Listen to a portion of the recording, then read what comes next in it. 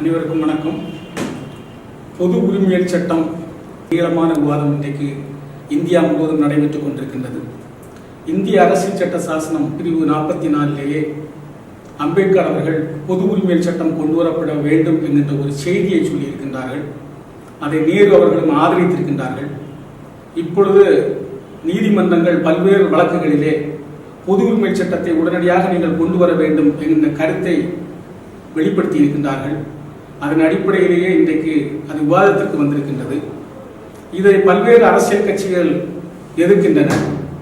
ஆம் ஆத்மி கட்சி இதற்கு ஆதரவு அளித்திருக்கின்றது. இந்த சட்டம் குறிப்பாக எதை பற்றி பேசுகிறது என்று சொன்னால், உரிமையில் சார்ந்த விஷயங்களை பற்றி பேசுகிறது. குறிப்பாக திருமணம், விவகாரத்து, ஜீவனாம்சம், சொத்துரிமை, குழந்தை தத்தெடுத்தல் இவைகளை பற்றி பேசுகிறது. இந்தியாவில் எப்படி குற்றவியல் நடைமுறை சட்டம் அனைவருக்கும் பொதுவாக இருக்கின்றதோ அதே போன்று அனைவருக்கும் பொதுவாக ஒரு உரிமையல் சட்டம் இருக்க வேண்டும் என்கின்ற ஒரு கருத்து வலுவாக முன்வைக்கப்பட்டு வருகிறது. இந்த சட்டத்தினால் பல்வேறு சமயத்தாருக்கு பாதிப்பு இருக்கிறது என்று சொல்லி, எங்களுக்கு தனிப்பட்ட சட்டங்கள் இருக்கிறத என்று சொல்லியும் பாதித்து வருகின்றார்கள். ஆனால் இந்த சட்டத்தை பொறுத்தளவிலேயே ஒரு பொது சிவில் உரிமையல் சட்டம் வருகின்ற பொழுது அதனால் எந்த சமயத்தாருக்கும் பாதிப்பு ஏற்பட போவதில்லை என்பதுதான் உண்மையான விஷயமாக இருக்கின்றது. ஏனென்று சொன்னால், நாம் ஒரு நாகரிகமான ஒரு உலகத்திலே இருந்து கொண்டிருக்கின்றோம். நிறைய வாசிக்கின்றோம், படிக்கின்றோம். எனவே நம்முடைய சிந்தனை போக்கு ஒரு முன்னோட்ட பாதையிலேயே சென்று கொண்டிருக்கின்றது. அந்த வகையிலே தான் நாம் இந்த திருமணங்களையும் தத்தெடுக்கின்றதையும் சொத்துரிமைகளையும் பார்க்க வேண்டிய ஒரு சூழ்நிலைக்கு இருக்கின்றோம்.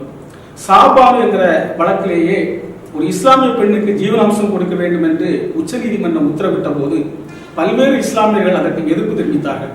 எங்களுடைய சட்டத்தில் அப்படி இல்லை, அதனால் கொடுக்க முடியாது என்று சொன்னார்கள்.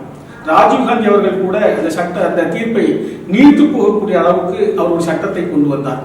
ஆனால் உண்மையிலேயே இஸ்லாமிய பெண்களுக்கு ஜீவனாம்சம் கொடுப்பதில் என்ன தவறு இருக்கிறது என்கின்ற ஒரு கேள்வி எழுகின்றது. இன்றைக்கும் அவர்கள் குற்றவியல் நடைமுறை சட்டம் பிரிவு 25 கீழே நீதிமன்றங்களிலே தங்களுக்கு ஜீவனாம்சம் வேண்டும் என்று கோரி வழக்குகளை தாக்கல் செய்கின்றார்கள். அந்த வழக்குகள் நடந்து கொண்டிருக்கின்றது. குறிப்பாக நாம் பார்த்தோம் என்று சொன்னால், இந்த சட்டம் இஸ்லாமியர்களைத்தான் குறிவைத்து கொண்டு வரப்படுகிறது என்கின்ற ஒரு குற்றச்சாட்டு இருக்கின்றது. அது அவ்வாறாக இல்லை. பொதுவான சட்டம்ங்கிறது எப்படி நாம் குற்றவியல் சட்டத்தை ஏற்றுக்கொண்டோமோ, அதாவது இஸ்லாமிய பொறுத்தளவிலேயே ஒருவர் களவு செய்தார் என்று சொன்னால் அவருடைய கையை வெட்டிவிட வேண்டும். ஒரு பாலியல் வன்முயற்சி செய்தார் என்று சொன்னால், அல்லது உபச்சாரம் செய்தார் என்று சொன்னால் கல்லறிந்து கொலை செய்யப்பட வேண்டும். ஆனால் அந்த சட்டங்களை நாம் இந்தியாவிலே நாட்டவில்லை. ஏனென்றால் நாம் நாகரிக உலகத்திலே போய் கொண்டிருக்கின்றோம். இந்து சமயங்களை பொறுத்தளவிலே நம்ம நிறைய சட்டங்களை மாற்றி அமைத்திருக்கின்றோம். சதியை மாற்றி இருக்கின்றோம், உடன்கட்டை ஏறுவதை மாற்றி இருக்கின்றோம். விதவை திருமணம், அன்றைக்கு விதவை திருமணம் எல்லாம் பண்ண முடியாது, ஆனால் இன்றைக்கு சட்டங்கள் வழியாக அதை பண்ணுகின்றோம். ஜீவனாம்சம் கொடுக்கின்றோம். அதே போன்று வரதட்சணை கொடுப்பதும் வாங்குவதும் குற்றம். அந்த வரதட்சணையை நாம் ஒழித்திருக்கின்றோம். ஆனால் அது நடக்கிறதாக இன்றைக்கும் பல்வேறு புகார் மனுக்கள் வந்து கொண்டிருக்கின்றது என்பதை நாம் பார்த்துக் கொண்டிருக்கின்றோம். எனவே பொதுவான சட்டம் என்று சொல்லுகின்ற பொழுது அனைவருக்கும் பொதுவாக இருந்தால் நன்றாக இருக்கும் என்பதுதான் நம்முடைய கோரிக்கையாக இருக்கின்றது. இதற்கு எதிராக பேசுகின்றவர்கள் எல்லாம் ஒன்றில் மதவாதிகளாக இருப்பார்கள், இல்லது அரசியல்வாதிகளாக இருப்பார்கள். இதற்கு இந்த சட்டம் வரக்கூடாது என்று பேசுகின்றவர்கள் பெரும்பாலும் பெண்களுக்கு எதிராக பேசுகின்றார்கள் என்பதைத்தான் நினைவில் கொள்ள வேண்டும். அதுதான் ரொம்ப முக்கியமான ஒரு விஷயமாக இருக்கின்றது. ஒரு கிறிஸ்தவர் ஒத்த கருத்துடன் ஒரு ஆணும் பொண்ணும் விவகாரத்துக்கு ஒரு நீதிமன்றத்தை அணுகினால் 2 வருடம் அவர்கள் காத்திருக்க வேண்டியது இருக்கின்றது. மற்ற சமயத்தாருக்கு அவ்வாறு இல்லை அப்படிங்கிற ஒரு செய்தியும் நாம் பார்க்கின்றோம். எனவே உச்ச நீதிமன்றத்திலேயே உடனடியாக நீங்கள் பொது சிவில் சட்டத்தை கொண்டு வாருங்கள் என்ற கோரிக்கை முன்வைக்கப்பட்டது. இந்த சட்டம் பழங்குடியின மக்களுக்கும் பாதிப்பு இருக்கிறதாக இன்றைக்கு பேசப்படுகிறது. அந்த சட்டத்தை பொறுத்தளவு நீங்க பார்த்தீங்கன்னு சொன்னால், பழங்குடி மக்களும் பலதாரமணம் செய்யக்கூடியவர்களாக இருக்கின்றார்கள். இன்னும் அது தேவையா அப்படிங்கிற ஒரு கேள்வி இருக்கின்றது. நம்பூதிரி பெண்கள் 4 ஆண்களை திருமணம் செய்யலாம் என்கின்ற விதிகள் இருந்த போது கூட இன்றைக்கு அது மாற்றி அமைக்கப்பட்டிருக்கிறது.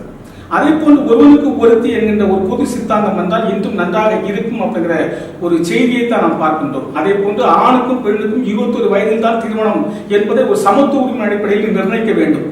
இன்றைக்கு நமக்கு பிராமணர்களுக்கு குருகுலமும் இஸ்லாமியர்களுக்கு மதராசும் இருக்கின்றது. இதுவும் நம்மை மாற்றி அமைக்கப்பட வேண்டும். ஏன்னா சிறு குழந்தைகளை கொண்டு சின்ன வயதிலேயே அவர்களுக்கு மத ரீதியான சித்தாந்தங்களை சொல்லிக் கொடுப்பதை விட அறிவுபூர்வமாக நம்முடைய கல்வியை சொல்லிக் கொடுப்பது இன்னும் சிறப்பாக இருக்கும். கத்தோலிக்க திருச்சபை பொறுத்தளவில் ஒரு பெண் அங்க ஒரு பார்வையாராக ஆக முடியாது, ஒரு பூசை வைக்க முடியாது. இன்றைக்கு நாம் இந்து சமயத்தில் பார்த்தோம் என்று சொன்னால் அனைவரும் அர்ச்சகராகலாம் அப்படிங்கிற ஒரு கோரிக்கை முன்வைக்கப்படுகிறது. அப்ப எல்லா சாதியினரும் அர்ச்சகராகலாம், ஆணும் பெண்ணும் அர்ச்சகராகலாம். இந்த சித்தாந்தம் எப்படி இந்து சமயத்தில் ஒரு மறுமலர்ச்சி ஏற்படுகிறதோ அதே போன்று ஒவ்வொரு சமயத்திலும், இஸ்லாமிலும் கிறிஸ்தவத்திலும் இதே மறுமலர்ச்சி வர வேண்டும் என்பதுதான் நம்முடைய கோரிக்கையாக இருக்கின்றது. எனவே இந்த சட்டம் பாதிப்பு என்று சொல்வதை விட இந்த சட்டத்தை குறித்த மசோதா இன்னும் நமக்கு முழுமையாக வரவில்லை. எனவே இந்த சட்டத்தினுடைய மசோதா வந்த பிறகு இன்னும் நம்ம இதை ஆழமாக வாசித்து இன்னும் அதை பற்றி நாம் பேசுவதற்கும் உரையாடுவதற்கும் இன்னும் நமக்கு நிறைய வாய்ப்புகள் இருக்கிறது. எனவே அதன்படி நாம் செயல்பட வேண்டும் என்று கூறி இந்த விவாதத்தில் நான் பேசுகின்ற செய்திகளில் உங்களுக்கு மாற்று கருத்து ஏதாவது இருந்தால் அதை நீங்கள் அறிய தரலாம் என்று கூறி வாய்ப்புக்கு நன்றி கூறி வருகிறேன். நன்றி.